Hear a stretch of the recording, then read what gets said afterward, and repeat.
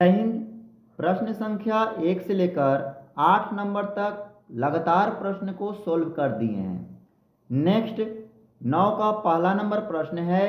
एक 30 मीटर लंबी सीढ़ी 15 मीटर ऊंची दीवार के सहारे इस तरह खड़ी है कि उसका ऊपरी सिरा दीवार के शीर्ष को स्पर्श कर रहा है।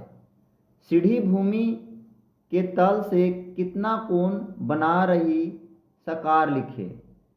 यहाँ हमें थीटा कोण ज्ञात करना है, जो 15 मीटर की दीवार पर एक सीढ़ी है जिसकी लंबाई दिया हुआ है 30 मीटर।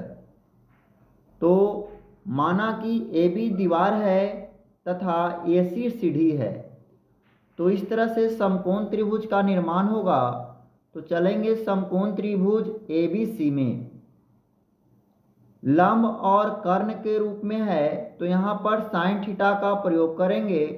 तो साइन थीटा बराबर लिखेंगे AB बटा AC, यानी कि लंब बटा कर्ण। अब इस फॉर्मूला के अनुसार वैल्यू को पुट करते हैं।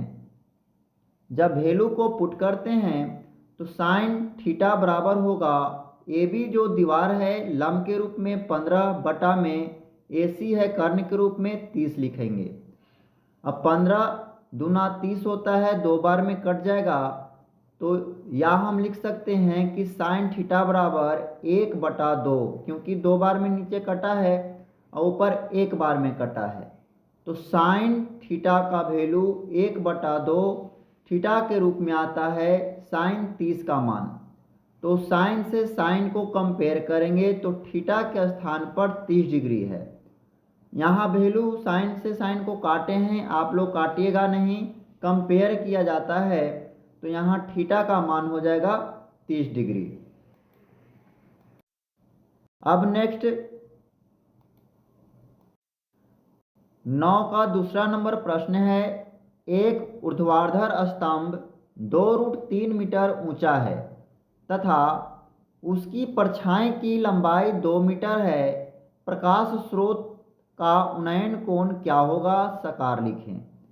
यहाँ पर भी दिया हुआ है कि एक स्तंभ है जिसकी ऊंचाई है 2√3 मीटर और इसकी परछाई की लंबाई है 2 मीटर, यानी कि लंब के रूप में और आधार के रूप में दिया हुआ है। तो यहाँ पर भी मान लेते हैं कि माना कि AB स्तंभ है तथा BC परछाई है, इसलिए समकोण त्रिभुज में चलेंगे ABC में।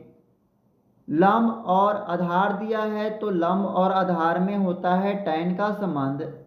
तो tan थीटा बराबर हो जाएगा AB बटा BC, या हम लिख सकते हैं tan थीटा बराबर 2√3 बटा में 2, 2 से 2 कट गया तो tan थीटा बराबर √3 बच गया।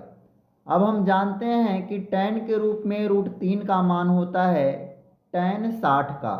तो tan थीटा बराबर लिखेंगे tan 60।